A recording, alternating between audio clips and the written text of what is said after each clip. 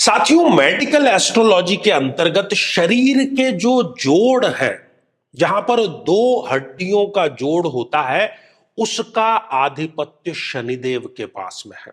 चाहे वो छोटे से छोटा जोड़ हो या शरीर के किसी बड़े हिस्से का बड़ा जोड़ हो। और इस जोड़ से संबंधित जो सबसे बड़ी समस्या है वो है गठिया की समस्या, वात रोग की समस्या, अंग्रेजी में जिसको अर्थराइटिस कहते हैं। शनिदेव का ये आधिपत्य का क्षेत्र है। जन्म पत्रिका में यदि शनिदेव कहीं ना कहीं पीड़ित अवस्था में है तो वो उस जातक या जातिका को इस प्रकार की समस्या अवश्य दे देते हैं। यदि आप या आपके परिवार का कोई सदस्य भी इस प्रकार की समस्या से पीड़ित है तो उसकी जन्म पत्रिका अपने समक्ष खोल करके आप ये एपिसोड देखिए और जो बिंदु बताए जा रहे हैं उसका मिलान करिए ताकि तार्किक और वैज्ञानिक ढंग से आपको बात समझ में आ जाए। तो मेरे बहुत ही प्रिय और बेहद सम्मानित साथियों, हृदय की असीम गहराइयों से अभिनंदन, बहुत बहुत हार्दिक स्वागत।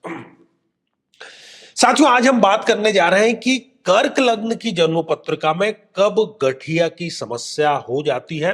और यदि अभी तक आपने अपने लग्न से संबंधित एपिसोड नहीं देखा है तो यहां आई बटन में हमने आपको उसका लिंक प्रोवाइड करा दिया है, जाकर के जरूर देखें, समझें और जानें भी। साथियों, कर्क लग्न की जन्म पत्रिका में वैसे भी शनिदेव एक अति मारक ग्रह है और यदि वो अति मारक होकर के इस छठे भाव में विराजमान हो जाते हैं तो वो इस प्रकार की समस्याएं देते हैं। न केवल वो गठिया की समस्या देते हैं बल्कि जीवन के हर एक पक्ष में देरी अवश्य इनके होती रहती है। कोई भी कार्य सही समय पर संपन्न नहीं हो पाता, शत्रु बाधा सदैव बनी रहती है। ये जो योग है ये छठी छोटी बड़ी जेल यात्रा का भी योग व्यक्ति के बना देता है। साथियों, यदि शनिदेव स्वग्रही होकर के और इस अष्टम मृत्यु के भाव में विराजमान है तब भी वो इस प्रकार की गठिया की समस्या इस जातक या जातिका को अवश्य दे देते हैं। ससुराल पक्ष से कभी संबंध इनके ठीक नहीं रह पाते और जीवन संघर्ष का ही एक रूप बना रहता है। साथियों, यदि यही शनिदेव इस द्वादश भाव में विराजमान हो जाए तब भी वो गठिया की समस्या देते हैं और साथ ही डॉक्टर के पेटे जो खर्च है, दवाइयों के पेटे जो खर्च है, वो सदैव इनका बना ही रहता है। यहां पर एक अपवादजनक स्थिति का हम जो है उसका भी विश्लेषण कर लेना जरूर आवश्यक है। यदि विपरीत राजयोग बन रहा हो, और वो कैसे बनेगा कि शनिदेव तो आप देख ही रहे हैं कि या तो छठे या आठवें या बारहवें हो, उन तीनों में से कहीं पर शनिदेव हो और लग्नेश मजबूत अवस्था में हो, अर्थात चंद्रमा कहीं लग्न में विराजमान है या चतुर्थ भाव में विराजमान है या दशम भाव में विराजमान है या सप्तम भाव में विराजमान है या फिर इस भाग्य स्थान में विराजमान है या उच्च राशि के होकर के यहां पर विराजमान है।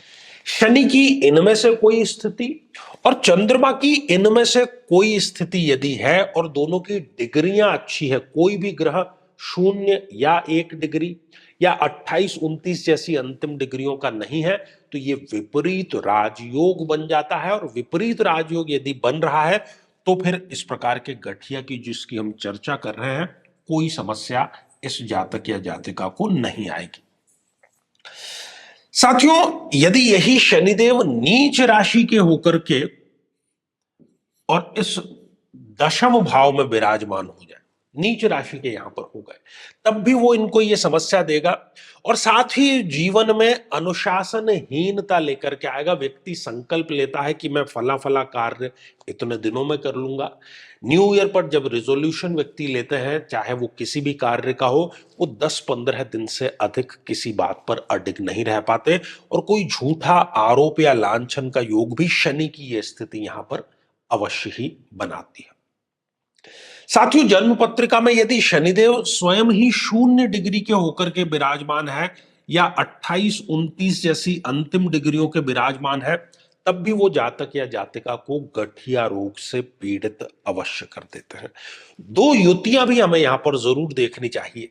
जन्म पत्रिका में कहीं पर भी यदि सूर्य के बहुत क्लोज कंजक्शन में आकर के और शनिदेव अस्त हो गए हैं तो अस्त शनि जो है वो बलहीन हो गया, रिजल्ट प्रदान नहीं कर पाया अपने कारकत्व का, तो ये जोड़ों की समस्या इनको अवश्य दे देता है और साथ ही पेट से संबंधित समस्या इस युति के कारण इनको अवश्य आ जाती है।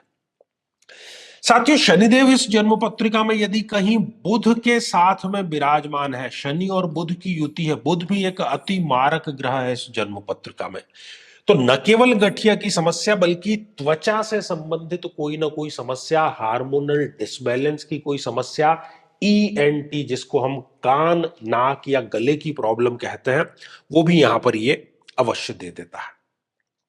तो साथियों, श्रृंखला ये हमारी जारी है और कहने का अर्थ केवल इतना ही है कि जो बीमारी या जो सिम्टम जन्म पत्रिकागत है उसका हम बाहरी दुनिया में जब भी समाधान ढूंढते हैं हमें स्थायी समाधान नहीं मिलता है, केवल निराशा ही वहां से हमें हाथ लगती है। ऐसे सभी जातक जातिकाओं को चाहिए कि वो शनिदेव के अभिमंत्रित जल का नियमित रूप से सेवन अवश्य करें। साथियों, यदि आप भी चाहते हैं कि आपकी कुंडली का सूक्ष्म और वैज्ञानिक विश्लेषण हो तो आगामी समय में मैं स्वयं इन शहरों में उपस्थित रहूंगा। आप समय लेकर के मिल सकते हैं या फिर टेलीफोनिक या वीडियो कॉल के माध्यम से भी आप जुड़ सकते हैं। तो आज के लिए केवल इतना ही और इसी मंगल कामना के साथ में कि आप सभी स्वस्थ, समृद्ध और शांतिपूर्वक जीवन व्यतीत करें। नमस्कार। साथियों, कई वर्षों के जन्म पत्र का अध्ययन और लाखों कुंडलियों के अध्ययन के बाद हम ये कह सकते हैं कि यदि किसी की जन्म पत्रिका में चंद्रमा पीड़ित है तो उसको इस ग्रह की महादशा में इन 9 लक्षणों का, इन 9 कष्टों का, पीड़ाओं का अवश्य सामना करना पड़ता है। माता को कष्ट या माता से कष्ट, किसी न किसी प्रकार का गुप्त रोग, श्वास रोग, मानसिक रोग, तनाव या डिप्रेशन, अनिर्णय की स्थिति, ओवर थिंकिंग, स्त्रियों को स्त्रीजन्य रोग होना या ऐसी स्थितियां जिसमें कि व्यक्ति एक अज्ञात भय से पीड़ित रहता है। लेकिन साथियों, यदि आप भी इन सभी कष्टों से स्थायी और सटीक मुक्ति प्राप्त करना चाहते हैं तो उसका तरीका है इस ग्रह की महादशा मंत्र साधना दीक्षा, जो विशेष रूप से आपके नाम, आपकी जन्मतिथि के अकॉर्डिंग की जाएगी और गुरु दीक्षा के माध्यम से अभिमंत्रित माला भी आपको प्रदान की जाएगी, ताकि न केवल ये सारे कष्ट दूर हों बल्कि ये पूरी की पूरी महादशा आपके लिए शांतिदायक और सुख समृद्धिदायक साबित हो।